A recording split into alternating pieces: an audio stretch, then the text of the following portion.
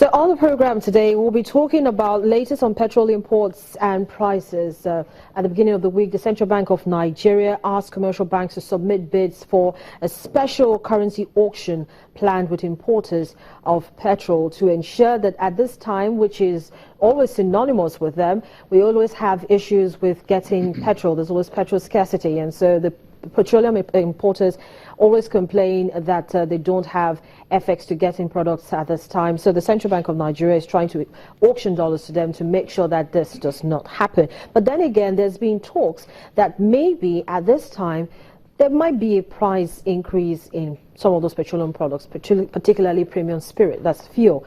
Bosun Omofai, Channels Business News Editor, joins me now on the program as we take a look at these issues. Good morning to you, Bosun. Thank you very much. Morning, Harry. It's great to have you on the program. First of all, congratulations to you. Congratulations we are all going to ring.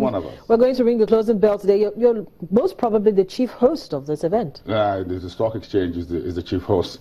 The stock exchange is the chief host. But Bosun, you've been with Channels Television for almost as long as it's been in existence. Channels is 21 years, and I think you've been with them for about 20 years or thereabouts. How has it been like being one of the first to report from the capital market, talking about the financial services? I've had a few seniors in those days, but then television was a different ball game. Of course, the liberalization of the broadcast media industry and the deregulation that came in the mid-90s under the Nigerian government allowed Channels Television to be one of the early birds, as it were, to own a private broadcast license.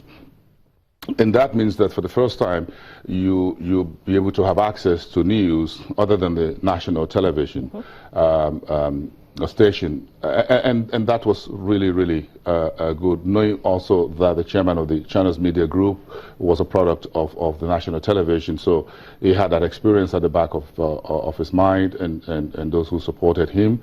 And you had dedicated staff that came in and we took up with the news and I joined about less than 12 months after the initial broadcast day, and with the news track and the news at 10, we started doing daily stock market reporting, which then was quite a bit Herculean, considering the fact that trading on the stock exchange then was manual. So to get your trading day summary report, market closes at 11 at about 1:30. Starts 11, closes at 1:30. But before the stock exchange compiled the trading numbers, all the branches of the stock exchange, Ibadan, Kano, Abuja, what have you, then sometimes there are no mobile phones. So you have fax machines and what have you. So a number of times the stock exchange staff would have to make a phone call, and they will start doing manual recording of transactions per share, per volume. The market has truly evolved. And so before you get the trading day report, sometime now you get it 2:30 on the dot, then you could get it at 4 o'clock. You get it in real time, 5 o'clock. I remember a particular weekend way back in 96 or 97, in those early days before automation came in, early 2000. A weekly report came in at about 7 p.m. That was particularly in 1994.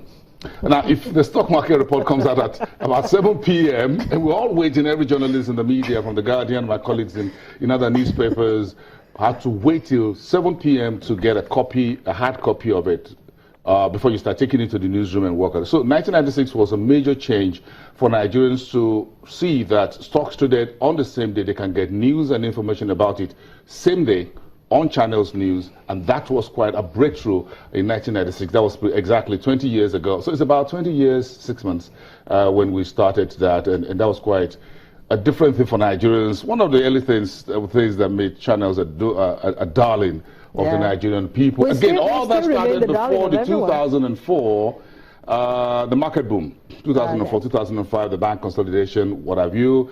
That was before then. So before the market boomed, in the days of the brick and mortar, what have you, automation, the CSCS came in 97. This is the clearinghouse that make it easy for you to automate and register your shares electronically, and makes it easy to have T+5. We started transaction +5, then we had transaction +3. Then we'll do about T+2 now, in which you can sell on Monday, get value for money on Wednesday.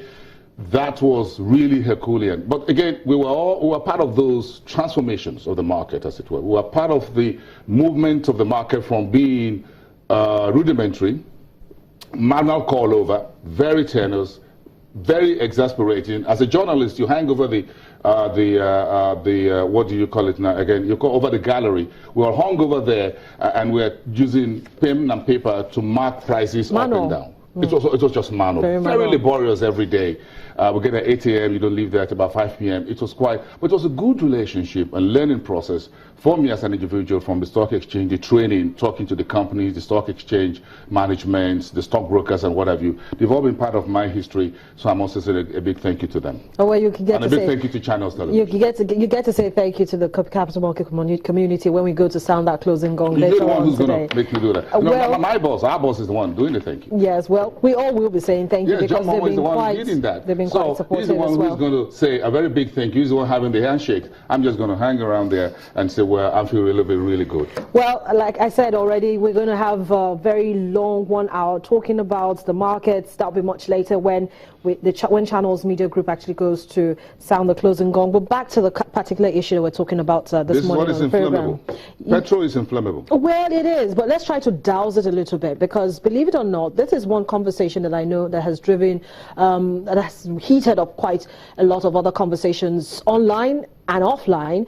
This particular issue of having to do a special currency auction for importers of petrol. I thought the federal government reached a deal with oil firms to sell dollars directly to them sometime in May. So what has really changed? May was before the introduction of the flexible exchange rate. Some folks say it's drifting exchange rate. Some say it's floating. Then if it's floating, then it's drifting. Put a piece of paper on the river, then it's going to drift. Even though it's floating, don't know where it's going. Now the central bank, or whatever I keep remembering, stock exchange. Okay, I looked at the NSC day. But the FX, sorry folks, the FX market has since changed. Things have since moved. The templates had since moved since June 15 when that policy came out, implementation June the 20th. So it's been a long walk over the last 6 months. Or 7 months till December, where we are. So it's no longer tenable for the central bank to say we're just going to allocate FX to you. Now this is a special of FX auction. We need details from the Mefila and the rest of his team. Whether it's going to be via interbank OTC or it's going to be FX forward futures via the.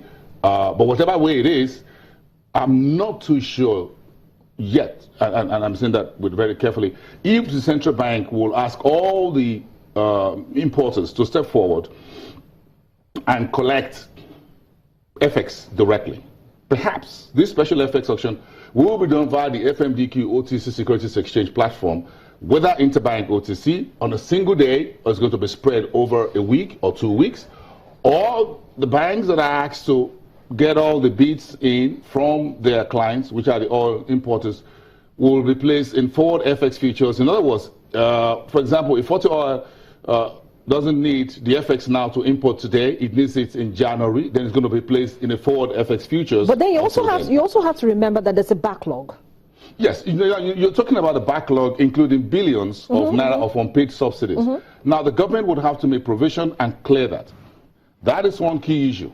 But then you need to make provision for the expanding consumption somehow. Then the runaway exchange rate that keeps going, heading towards where the central bank doesn't seem very comfortable with it, which is around 500. That's on the black market, on the street market. That's on the street market. Therefore, and the Buhari's administration is in a fix right now, but I think they're trying to fix the problem, not trying to increase petrol prices. And it will be very difficult for President Buhari and Dr. Bekachiku, his deputy minister of petroleum resources, to say, go ahead and raise petrol prices. It's going to be really, really difficult for them to do. I just want to let it land that way. It's going to be difficult to do. So what you do is that ask the central bank to step in.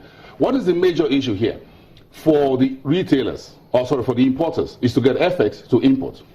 But again, the price of crude has been flirting with $50 a barrel, a little bit 52, 55, post-OPEC, came back again about late yesterday to 50 plus, then it's still hanging around that corridor. If it doesn't go to 60, that is good news on one hand to try and use this special FX to keep the price of retail petrol pump price at that price level at which Nigerians can stay by at 145 and hope that things stay that way.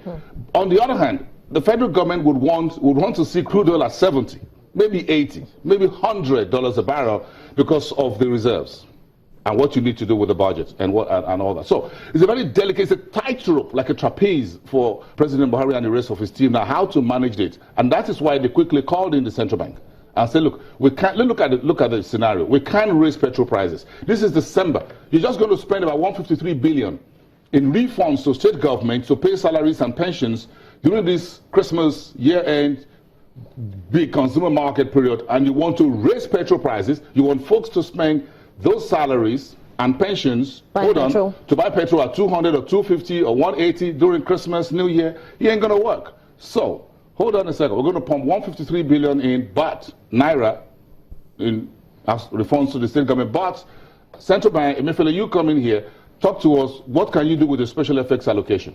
Is this another name for subsidy? I don't know yet. I'm still scratching my head, trying to wrap my head around it. That if you do a special FX auction, at what rate will the central bank do it? Will it be an Will it be an interbank OTC, or will it be a forward FX futures? Right now we have at the interbank rate is hovering around 305.